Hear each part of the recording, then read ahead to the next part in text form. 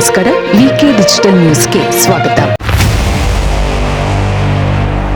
ಮಾನ್ಯ ಪ್ರಧಾನಮಂತ್ರಿ ನರೇಂದ್ರ ಮೋದಿಯವರು ನಿರಂತರವಾಗಿ 12 ವರ್ಷ ಆಗಸ್ಟ್ 15ರ ಧ್ವಜಾರೋಹಣ ಕಾರ್ಯಕ್ರಮದಲ್ಲಿ ಭಾಗವಹಿಸಿದ್ದಾರೆ.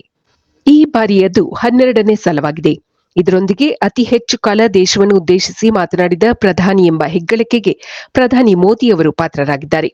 ಮಾಜಿ ಪ್ರಧಾನಿ ಇಂದಿರಾ ಗಾಂಧಿಯವರು ಒಟ್ಟು 16 ಬಾರಿ ಕೆಂಪುಕೋಟೆಯಿಂದ ಭಾಷಣ ಮಾಡಿದ್ದಾರೆ. ಸತತವಾಗಿ 11 ಸಲ ಆಗಸ್ಟ್ 15ರ ಧ್ವಜಾರೋಹಣದಲ್ಲಿ ಭಾಗವಹಿಸಿದ್ದಾರೆ. ಈ ವಿಷಯದಲ್ಲಿ ಮಾಜಿ ಪ್ರಧಾನಿ ಇಂದಿರಾ ಗಾಂಧಿಯವರ ದಾಖಲೆಯನ್ನು ಮುರಿದಿದ್ದಾರೆ ನರೇಂದ್ರ ಮೋದಿ. ನಿನ್ನೆ ರಾಷ್ಟ್ರವನ್ನು ಉದ್ದೇಶಿಸಿ ಪ್ರಧಾನಿ ಮೋದಿಯವರು 1 ಗಂಟೆ 43 ನಿಮಿಷಗಳ ಕಾಲ ಮಾತನಾಡಿದ್ದಾರೆ. ಆ ಮೂಲಕ ದೀರ್ಘ ಅವಧಿ ಭಾಷಣ ಮಾಡಿದ ಪ್ರಧಾನಿ ಎನಿಸಿಕೊಂಡಿದ್ದಾರೆ. ಕಳೆದ ಬಾರಿ ಮೋದಿಯವರು 103 ನಿಮಿಷ ಮಾತನಾಡಿದರು. ಮಾಜಿ ಪ್ರಧಾನಿಗಳಾದ ಅಟಲ್ ಬಿಹಾರಿ ವಾಜಪೇಯಿ ಹಾಗೂ ಮನಮೋಹನ್ ಸಿಂಗ್ ಸ್ವಾತಂತ್ರ್ಯ ದಿನಾಚರಣೆಯಂದು ಅತ್ಯಂತ ಕಡಿಮೆ ಅವಧಿಯಲ್ಲಿ ಭಾಷಣ ಮಾಡಿದ್ದಾರೆ. ದರ್ಶನ್ ಅರೆಸ್ಟ್ ಆಗಿರುವ ಬಗ್ಗೆ ಫಿಲ್ಮ್ ಚೇಂಬರ್ ಅಧ್ಯಕ್ಷ ನರಸಿಂಹಲು ಪ್ರತಿಕ್ರಿಯಿಸಿದ್ದಾರೆ.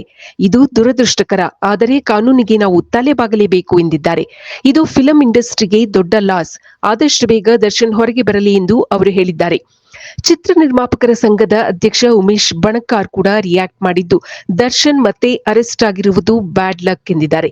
ಆದರೆ ದರ್ಶನ್ ಅಭಿನಯದ ಚಿತ್ರ ಡೆವಿಲ್ ಸೂಪರ್ ಹಿಟ್ ಆಗುತ್ತೆ ಅಂತ ಭವಿಷ್ಯ ನುಡಿದಿದ್ದಾರೆ ಉಮೇಶ್ ಬಣಕಾರ್. ಬೆಂಗಳೂರಿನಲ್ಲಿ ಮತ್ತೊಂದು ಫೈರ್ ಆಕ್ಸಿಡೆಂಟ್ ನಡೆದಿದೆ. ನಿನ್ನೆಯಷ್ಟೇ ಬೆಂಗಳೂರಿನ ವಿಲ್ಸನ್ ಗಾರ್ಡನ್ನಲ್ಲಿ ಸಿಲಿಂಡರ್ ಸ್ಫೋಟ ಸಂಭವಿಸಿತ್ತು.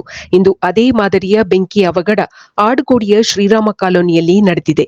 ಪ್ಲಾಸ್ಟಿಕ್ ಮ್ಯಾಟ್ ಮಾರಾಟ ಮಾಡುತ್ತಿದ್ದ ಮಳಿಗೆಯಲ್ಲಿ ಈ ಅಗ್ನಿ ದುರಂತ ಸಂಭವಿಸಿದೆ. ಇಂದು ಮುಂಜಾನೆ 3 ಗಂಟೆಗೆ ಈ ಘಟನೆ ನಡೆದಿದೆ. ಮಾಹಿತಿ ತಿಳಿದು ಸ್ಥಳಕ್ಕೆ ದೌಡಾಯಿಸಿರುವ ಅಗ್ನಿಶಾಮಕ ಸಿಬ್ಬಂದಿ ಬೆಂಕಿ ಆರಿಸುವ ಕಾರ್ಯದಲ್ಲಿ ನಿರತರಾಗಿದ್ದಾರೆ. ಬೆಂಕಿಯ ಅವಘಡದಲ್ಲಿ ರಾಜಸ್ಥಾನ ಮೂಲದ ವ್ಯಕ್ತಿಯೊಬ್ಬರು ಸಜೀವ ದಹನವಾಗಿದ್ದಾರೆ. ತಾಯಿ ಹಾಗೂ ಮಗು ಕಟ್ಟಡದ ಒಳಗೆ ಸಿಲುಕಿರುವ ಶಂಕೆ ಇದೆ. ಇಲ್ಲೂ ಕೂಡ ಅಡುಗೆ ಅನಿಲ ಸೋರಿಕೆಯಾಗಿ ಬೆಂಕಿ ಹತ್ತಿಕೊಂಡಿರಬಹುದು ಎನ್ನಲಾಗುತ್ತಿದೆ. ರಾಜೀವ್ ಗಾಂಧಿ ಅವರ ಆದೇಶದಂತೆ ಸಿಖ್ ಸಮುದಾಯದ ಮೇಲೆ ಹತ್ಯಾಕಾಂಡ ನಡೆಸಿದ ಜಗದೀಶ್ ಟೈಟ್ಲರ್ ರಾಹುಲ್ ಗಾಂಧಿ ಅವರೊಂದಿಗೆ ಕಾಣಿಸಿಕೊಂಡಿದ್ದಾರೆ ಎಂದು ಬಿಜೆಪಿ ಪಾಳೆಯ ಆಪಾದಿಸಿದೆ. ಬಿಜೆಪಿ ಐಟಿ ಸೆಲ್ ಮುಖ್ಯಸ್ಥ ಅಮಿತ್ ಮಾಳವೀಯ ಇದಕ್ಕೆ ಸಂಬಂಧಿಸಿದ ಫೋಟೋ ಶೇರ್ ಮಾಡಿ ವಾಗ್ದಾಳಿ ನಡೆಸಿದ್ದಾರೆ. ನಿನ್ನೆ ಕಾಂಗ್ರೆಸ್ ಕಚೇರಿಯಲ್ಲಿ ನಡೆದ ಸ್ವಾತಂತ್ರ್ಯೋತ್ಸವದ ಕಾರ್ಯಕ್ರಮದಲ್ಲಿ ರಾಹುಲ್ ಗಾಂಧಿ, ಮಲ್ಲಿಕಾರ್ಜುನ ಖರ್ಗೆ ಅವರೊಂದಿಗೆ ಸಿಖ್ ನರಮೇಧ ನಡೆಸಿದ್ದ ವ್ಯಕ್ತಿಯು ಕಾಣಿಸಿಕೊಂಡಿದ್ದಾನೆ. ಗಾಂಧಿ ಕುಟುಂಬದವರಿಗೆ ಪಶ್ಚಾತ್ತಾಪವೇ ಇಲ್ಲ ಎಂದಿದ್ದಾರೆ. ರಾಹುಲ್ ಗಾಂಧಿ ಕೆಂಪುಕೋಟೆಯಲ್ಲಿ ನಡೆದ ಸಾಂಪ್ರದಾಯಿಕ ಸ್ವಾತಂತ್ರ್ಯೋತ್ಸವಕ್ಕೆ ಹಾಜರಿರಲಿಲ್ಲ, ಆದರೆ ಟೈಟ್ಲರ್ ಜೊತೆಗೆ ನಿಂತಿದ್ದಾರೆ ಎಂದು ಬಿಜೆಪಿಯ ರಾಧಿಕಾ ಖೇರಾ ಟೀಕಿಸಿದ್ದಾರೆ. ದೇಶದ ಪ್ರಥಮ ಮಹಿಳಾ ಪ್ರಧಾನಿಯಾಗಿದ್ದ ಇಂದಿರಾ ಗಾಂಧಿ ಅವರು ತಮ್ಮ ಅಂಗರಕ್ಷಕರಿಂದಲೇ ಹತ್ಯೆಯಾಗಿದ್ದರು. ಇವರ ಹತ್ಯೆಯ ನಂತರ ಸಿಖ್ ಸಮುದಾಯದ ಮೇಲೆ ಹತ್ಯೆಯಂತಹ ಪ್ರಕರಣಗಳು ನಡೆದಿದ್ದವು. ಆಗ ಪ್ರಮುಖವಾಗಿ ಜಗದೀಶ್ ಟೈಟ್ಲರ್ ಈ ಹತ್ಯಾಕಾಂಡದ ರೂವಾರಿ ಎಂದು ಬಿಂಬಿತವಾಗಿತ್ತು. ಇದು ಈವರೆಗಿನ ಸುದ್ದಿಗಳು. ಮತ್ತಷ್ಟು ಸುದ್ದಿಗಳಿಗಾಗಿ ನೋಡ್ತಾ ಇರಿ ವಿಕೆ ಡಿಜಿಟಲ್ ನ್ಯೂಸ್.